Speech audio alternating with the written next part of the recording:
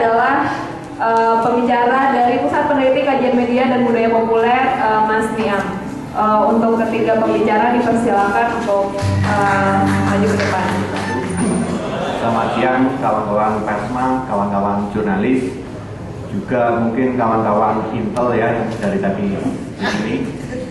Saya senang kalau ada teman-teman Intel yang berdiskusi biar tambah pintar gitu ya. Filmnya memang menurut saya memang agak kepanjangan, memang agak mungkin teman-teman juga agak sedikit lelah gitu untuk mengikuti filmnya karena terlalu panjang.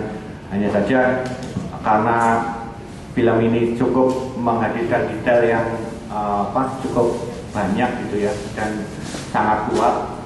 Saya pikir tidak rugi. Artinya film ini memang benar-benar bagus menurut saya. Cerita soal konglomerasi media gitu ya. Sebenarnya kalau bicara konglomerasi media sendiri sudah diawali di Amerika sekitar tahun 80-an. Indonesia hampir kalau masuk di Indonesia itu pasca ya sekitar reformasi gitu. Tapi kalau pemainnya itu sendiri sebenarnya rata-rata masih orang-orang orde baru ya, artinya produk-produk orde baru. Kecuali mungkin dari grup Transcorp itu pemain maksudnya pemain baru. Kalau yang Bakri, Haritanu dan segala macam itu sudah produk-produk orde baru. Nah, mereka memulai konglomerasi itu dengan cara mencaplok media-media kecil gitu ya. Awalnya mereka punya satu media, terus mulai mengakuisisi media-media lain. Seperti terakhir kita tahu misalnya kayak Transcorp mencaplok Detikcom, terus MNC yang mengkonsolidasikan TV dan segala macam. Dampak, sebenarnya saya ingin lebih bicara soal dampak apa sih konglomerasi bagi kita, bagi publik, bagi media, atau juga bagi saya sendiri atau teman-teman jurnalis itu.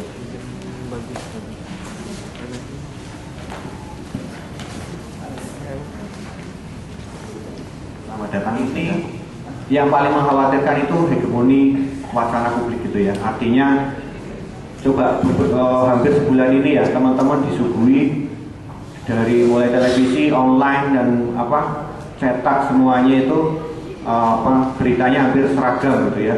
Berita soal Eyang Subur, soal Arya Wiguna, apalagi ya. Saya sebenarnya nggak pernah baca itu, nggak pernah apa sih sebenarnya ada masalah apa sebenarnya mereka sampai muntah-muntah hampir setiap hari ada berita semacam itu.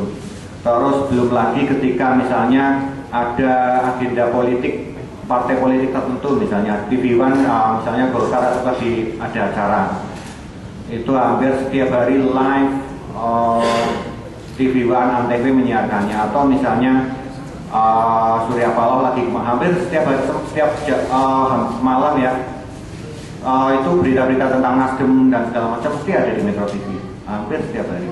Atau sekarang yang mulai berbeda itu ya MNC-nya dengan Hanura itu, Perindo dan Hanura. Artinya sebenarnya ke depan konglomerasi media ini sangat-sangat berbahaya bagi kita semua, bagi saya sebagai masyarakat, juga teman-teman, juga kelangsungan jurnalistik di Indonesia. Karena konglomerasi media ini juga sebenarnya dalam sisi bisnis itu sama aja namanya dengan konvergensi gitu ya, yang sekarang sedang banyak dilakukan oleh media. Sebagai jurnalis yang namanya konvergensi itu sangat melelahkan, juga sangat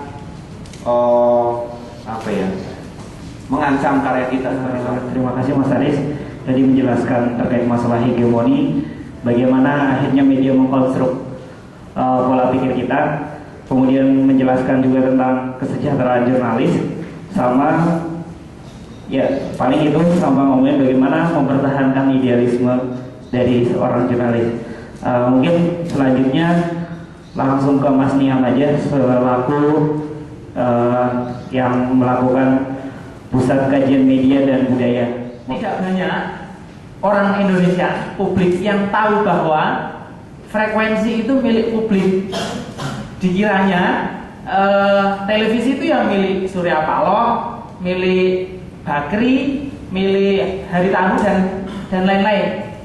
Kita hanya sebagai penikmat saja. Dikasih sinetron ya mau, dikasih Eyang Subur ya malah ikutan nyanyi, Eyang Subur demi Tuhan, gitu.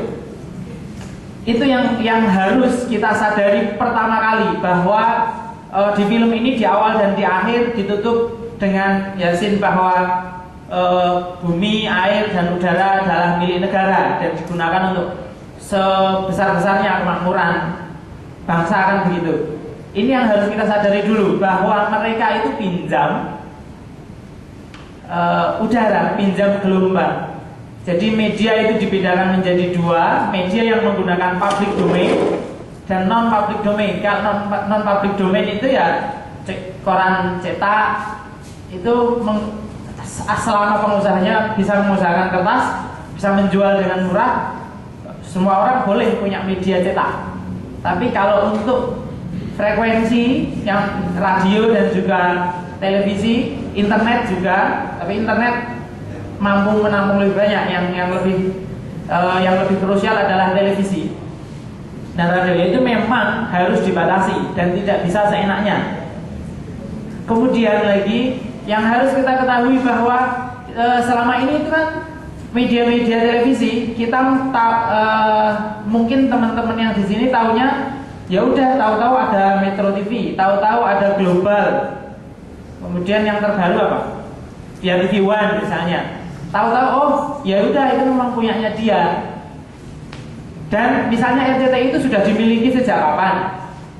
Padahal menurut undang-undang karena itu terbatas, kemudian itu dikelola oleh negara, tidak boleh kemudian itu diperjualbelikan oleh yang ngaku pemilik TV. Di PP, di peraturan pemerintah nomor 50 tahun 2005 itu menjelaskan bahwa lembaga penyiaran swasta itu terbatas izin siarannya. Itu yang harus kita ketahui. Untuk radio itu 5 tahun, per 5 tahun akan direvisi apakah ini masih layak atau tidak untuk diberi izin menggunakan frekuensi. Kalau untuk TV 10 tahun. Sementara yang kita alami sekarang ya seolah-olah mereka akan memiliki itu selamanya. Jadi televisi, radio dan pers itu sendiri itu harusnya sangat kuat kedudukannya karena mereka melekat tanggung jawab melayani publiknya. Kenapa pers harus dilindungi? Ya karena mereka diberi tugas untuk melayani kebutuhan informasi. Makanya kemudian di dalam pers selalu terkenal dengan istilah kebebasan pers. Kemarin kita merayakan Hari Kebebasan Pers Dunia. Selalu ada dua makna dari kebebasan. Bebas untuk adalah bebas untuk bersikap, memilih, mengolah informasi dan kemudian menyampaikan. Kemudian yang kedua adalah bebas dari. Bebas dari itu ya bebas dari tekanan apapun yang menghalangi jurnalis atau pers menjalankan fungsinya. Baik tekanan itu dari dalam, kalau dalam kasus ini ya dari pemilik TV-nya, dari manajemen TV-nya, tidak boleh melarang jurnalisnya untuk kemudian dihalang-halangi, kamu nggak boleh kerja. Kalau kamu masih mau kerja, kamu nggak boleh nuntut macam-macam. Itu nggak bisa karena itu menghalangi. Kemudian kalau kamu nggak mau kerja di situ, kalau kamu mau kerja di situ ya harus ikut aturan situ. Nggak bisa gitu juga. Saya kepikiran kebebasan yang ketiga, tapi bukan dari perspektif jurnalisnya, perspektif publiknya. Setelah melihat silang sengkarut industri media, publik kita juga berhak dan dijamin kebebasan kita dari informasi dan berita yang membodohkan. Ya bukan salahnya, tidak melulu salah jurnalisnya. Misalnya Mas Aris kok di media beritanya itu aja. Itu yang nentuin siapa? Yang nyari berita itu kan jurnalis tahu. Kita nggak bisa semudah itu kemudian menyalahkan ke jurnalis. karena media itu ya punya cara kerja yang berlapis kan begitu, ada kebijakan redaksi. Nah ini yang harus kita benar-benar melek. Kita harus merasa berdaya karena itu hak kita, frekuensi itu hak publik. Nah kalau negara sudah tidak mampu, ya kita sendiri yang harus turun, kita sendiri yang harus berbuat sesuatu. Ada dua cara garis besar sebagai publik. Pertama, kita membuat media alternatif. Abaikan media-media Jakarta itu, abaikan karena apapun yang diberitakan di Jakarta itu tidak berdampak langsung pada kehidupan kita. Maka langkah pertama ya ini kita bikin media alternatif yang sesuai dengan kebutuhan kita. Misalnya ya tadi Mas Aris sudah sebutkan, ada misalnya Desa ID dan di beberapa kelompok memang seperti itu. Tapi kita juga tidak bisa membiarkan mereka begitu saja. Yang kedua adalah ya kita harus melawan. Bentuk perlawanannya macam-macam. Itu berhasil. Beberapa contoh kasus berhasil. Silet yang waktu Gunung Merapi itu. Jadi maksud saya adalah kalau negara nggak mampu, kita yang harus gerak. Kalau misalnya saya lebih cocok ini kalau di Purwokerto orangnya militan dan wanita rum. Ya cocoknya ya di situ. Kalau nggak cocok ya udah bikin kajian, bikin pengamatan kecil-kecilan sederhana, langsung ditembak ke TV-nya. Dan itu harus kita lakukan. Silahkan dari model-model yang ada itu mana yang mungkin cocok dengan kondisi di Purwokerto sini. Tapi saya senang di sini kemarin baru datang langsung.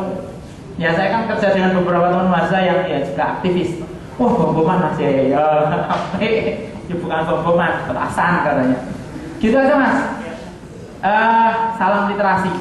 Ya, menawarkan hal menarik terkait bagaimana kita melawan konstruk yang dibuat oleh bagaimana kita mengontrol hegemoni yang diciptakan oleh media, melakukan gerakan publik misalkan banyak hal lah, bisa kita misalkan ngibuli atau apa. Mungkin nanti teman-teman aku yakin lebih kreatif lah, apalagi nih otak-otaknya otak-otak kayak gitu semua. Oke, langsung ke Mas Dadan, silakan. Warahmatullahi wabarakatuh. Saya senang karena dapat kesempatan terakhir bisa langsung bikin kesimpulan. Selamat siang dan salam sejahtera buat kita semuanya. Pertama mungkin yang akan saya sampaikan itu mengenai kesan film di balik frekuensi gitu ya. Kenapa? Karena terus terang film itu membuat saya marah gitu ya. Terutama saat Andi Suwardi menangis-nangis meminta maaf gitu. Karena di awal-awal dia dengan sangat militan sekali, mandi lumpur, minta restu orang tua, tapi endingnya malah minta maaf ke Abu Rizal Bakri. Itu yang membuat saya sempat mematikan filmnya untuk tidak menonton. Kemudian besoknya saya nonton lagi film itu. Satu hal yang dapat kita petik dari film itu adalah bagaimana yang namanya berita itu sekarang sudah terkomodifikasi sedemikian rupa menjadi barang dagangan seperti barang-barang lain di era sekarang ini. Kita tahu bahwa sekarang ini memang era jaya-jayanya kapitalis. Ternyata berita yang jadi hak kita pun sudah begitu direkayasa, dan kita pun akhirnya hanya mendapatkan tanda kutip sisa-sisa dari hasil saringan, hasil filter, hasil seleksi dari para pemilik media. Dan satu hal lagi, kita juga paham, mungkin teman-teman mahasiswa tahu bahwa sekarang ini adalah era kelimpah ruahan informasi. Kalau dulu kita mencari informasi, tapi sekarang justru informasi yang setiap saat, setiap detik masuk ke dalam kehidupan kita. Mungkin teman-teman yang kos di Grendeng sampai jalan kaki ke kampus ini gitu ya. Setiap langkah, setiap detik mata kita pasti selalu dijejali dengan informasi. Dari mulai iklan, reklame, kemudian promosi dalam handphone kita dan lain-lain. Sehingga mungkin suatu saat nanti kita itu jadi bebal lagi dengan informasi, karena kita sudah terlalu banyak informasi yang masuk dalam kita. Kemudian yang kedua, kalau kita lihat sebenarnya bahwa media apapun sampai saat ini masih menjalankan yang namanya politik representasi. Politik representasi itu adalah bagaimana media itu seharusnya bisa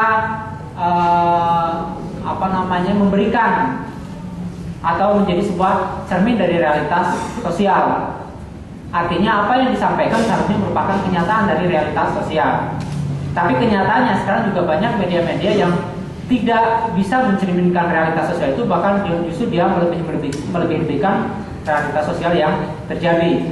Sehingga kita pun disuguhi berita-berita yang mungkin dalam bahasa mahasiswa ini bahasa yang lebay gitu ya. Tadi sudah dicontohkan ada kasusnya yang subur, ada kasusnya artis-artis yang lain gitu ya. Bahkan mungkin yang paling up to date ini kasus meninggalnya UJ. Jadi ini adalah politik representasi media yang masih banyak digunakan oleh media massa.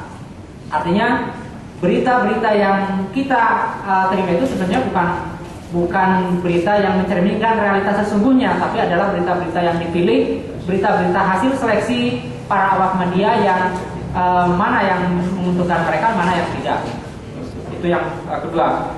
Kemudian yang ketiga, kalau saya melihat film di balik frekuensi, ternyata yang namanya media massa sekarang, mungkin kalau saya agak sarkastik, agak kasar, sudah menunjukkan bahwa manajemen media massa sudah mismanagement atau salah misorganisasi, atau dalam bahasa lebih kasarnya itu adalah salah urus. Kenapa? Indikasinya ada beberapa. Pertama, indikasi salah urus itu adalah ketika di dalam media massa itu muncul konflik, dan itu bisa terjadi ketika kita melihat kasus Rufina. Kemudian yang kedua, salah urus juga bisa terjadi ketika fungsi media massa itu dibelokkan sedemikian rupa oleh pemilik media untuk kepentingan pribadi atau kepentingan diri sendiri.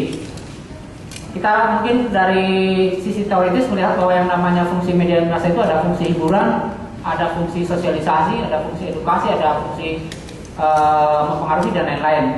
Tapi ternyata di TV sekarang ini atau di media massa sekarang ini banyak sekali fungsi-fungsi itu yang dibelokkan sedemikian rupa hanya digunakan untuk kepentingan politik dari para pemilik media.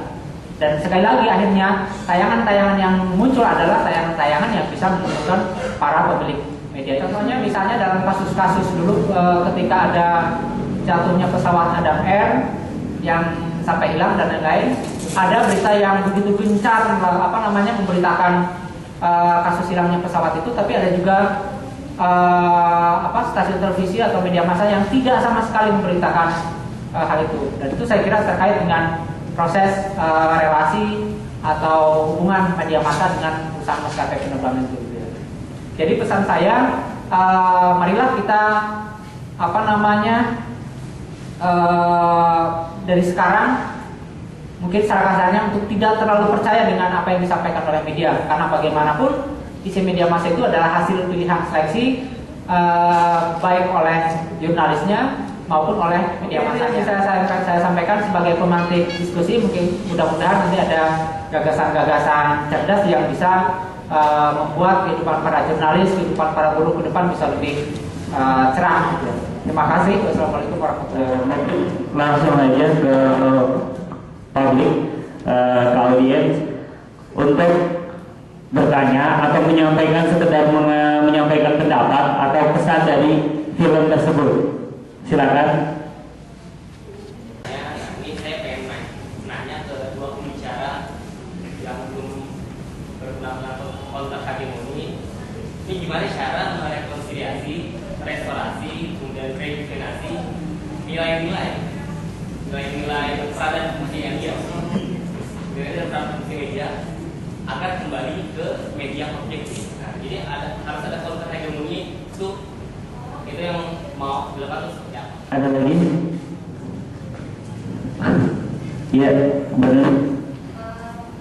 Mungkin saya mau nanya aja, jujur ini kayak informasi baru ya terkait mungkin dari Mas Dosen soal pengajian budaya ya.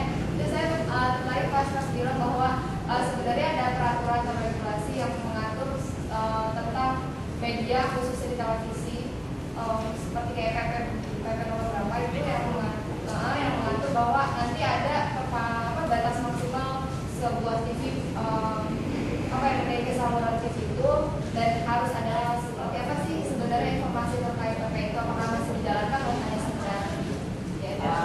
jadi memang betul kalau kita lihat ya ada istilah-istilah yang sebetulnya hanya diketahui oleh segelintir orang, termasuk persoalan misalnya restorasi, hegemoni dan lain-lain. Dan sampai sekarang saya yakin betul tidak semua orang mengerti apa itu istilah restorasi gitu ya.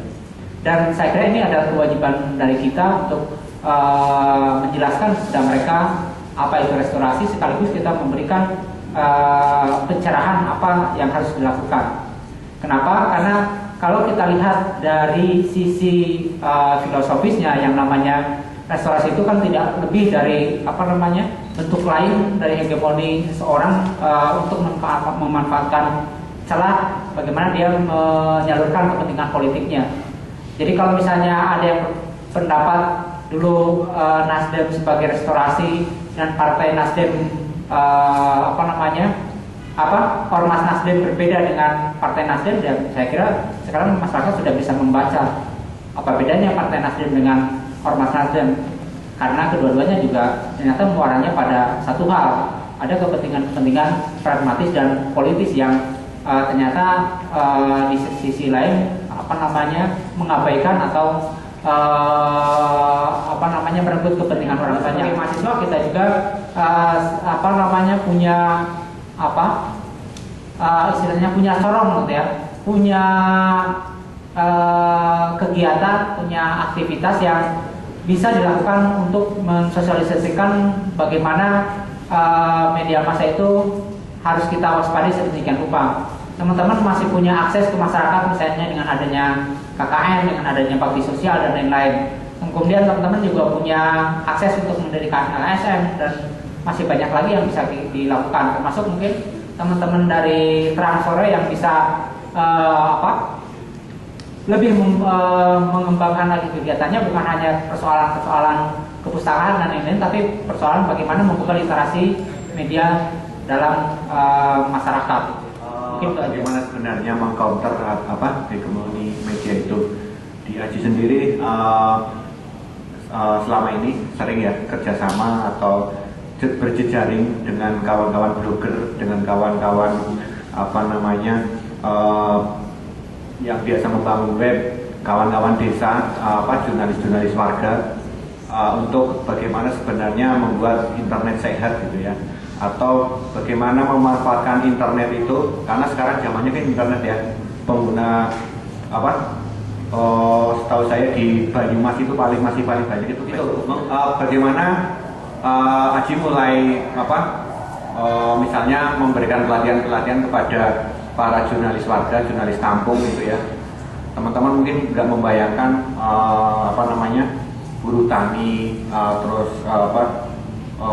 perangkat desa itu bisa bikin berita yang bagus, bisa memotret yang bagus, bisa memanage konten web dengan bagus. Bahkan kadang-kadang saya pernah mencoba menilai beberapa tulisan dari teman-teman AJI sendiri dengan tulisan dari teman-teman jurnalis kampung, itu mereka justru lebih cepat belajar gitu ya, karena mereka itu seperti kadang-kadang ini, Mas kalau bikin berita ini namanya lead, ini terus mereka itu langsung bisa mengaplikasikan, artinya kayak template gitu lah ya, oh ini namanya bikin ini seperti ini, langsung mereka bisa langsung itu.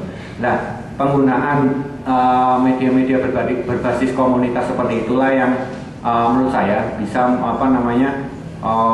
mengurangi keingintahuan mereka untuk membuka media mainstream yang ada sekarang ini yang sangat tidak sehat, kebanyakan tidak sehat. Satu-satunya pilihan kadang-kadang kita hanya matikan televisi, artinya ketika berita yang ditayangkan sampah semua itu, kadang-kadang pilihannya hanya matikan televisi. Ada yang menarik, saya ingin komentar dulu sebentar soal konvergensi. Mungkin tadi udah sempat singgung.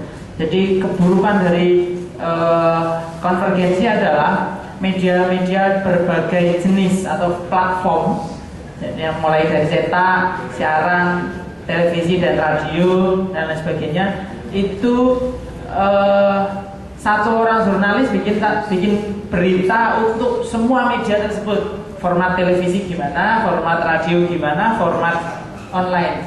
Honornya satu, dihitung kamu bikin berita satu, padahal itu ditempatkan di berbagai media yang berbeda, dan itu juga masing-masing media itu punya iklannya sendiri. Itu yang perlu kemudian dikawal kalau soal isu konvergensi kan begitu. Betapa merugikan jurnalis.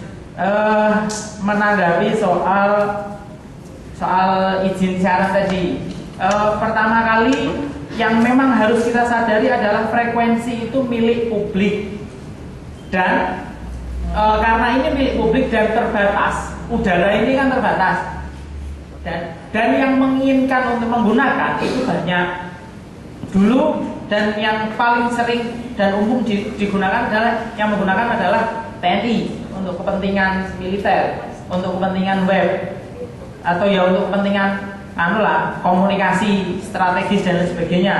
Kemudian sisanya itu adalah ya untuk komunikasi massa. Tapi yang pengen menggunakan itu banyak. Saya mau nambahin soal literasi. Jadi ini kan yang ngadain Terang Sore. Itu kalau nggak salah komunitas yang berbasis pada taman baca, literasi pustaka gitu ya.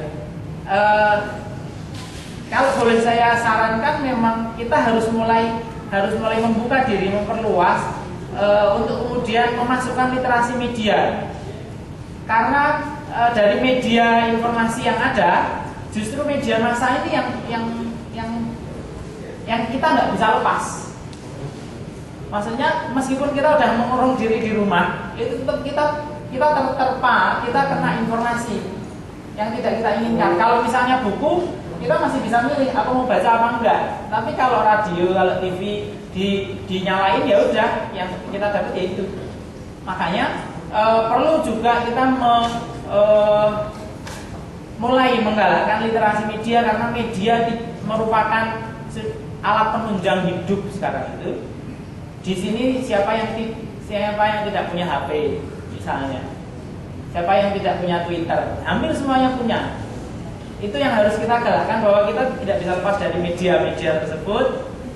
Kita harus punya kemampuan skill untuk menggunakannya, biar nggak kena bully, biar nggak apalah itu namanya.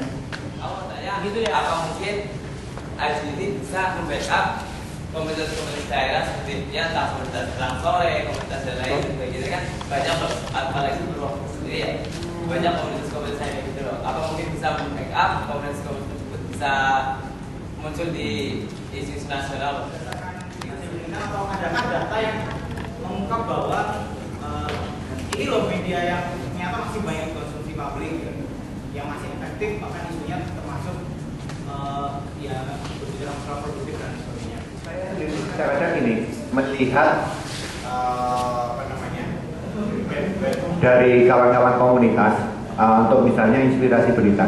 Artinya ketika mereka punya sesuatu yang memang inspiratif atau pantas untuk dipublikasikan,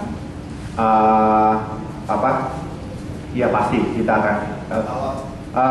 Kalau televisi itu mungkin beda lagi ya. Kalau televisi itu sudah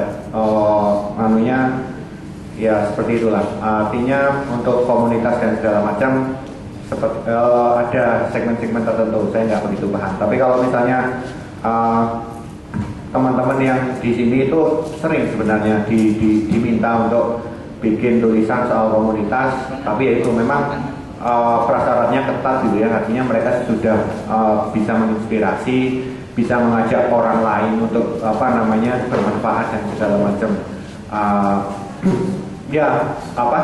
Normalnya membuat berita itu kan seperti itu. Ada prasyarat-prasyarat yang memang harus dipenuhi. Kita tidak mungkin membuat misalnya tulisan-tulisan tentang komunitas yang itu nggak ada sama sekali kepentingannya buat publik gitu. Ya, itu aja. Bikin sesuatu yang unik, yang baru, yang kemudian itu benar-benar dirasakan manfaatnya, pasti nanti akan menarik untuk datang kayak gitu. Kemudian khusus untuk Mas Pendi, pertama memang pertanyaannya adalah tujuan pendirian media itu untuk apa dulu? Kan seperti itu. Kalau misalnya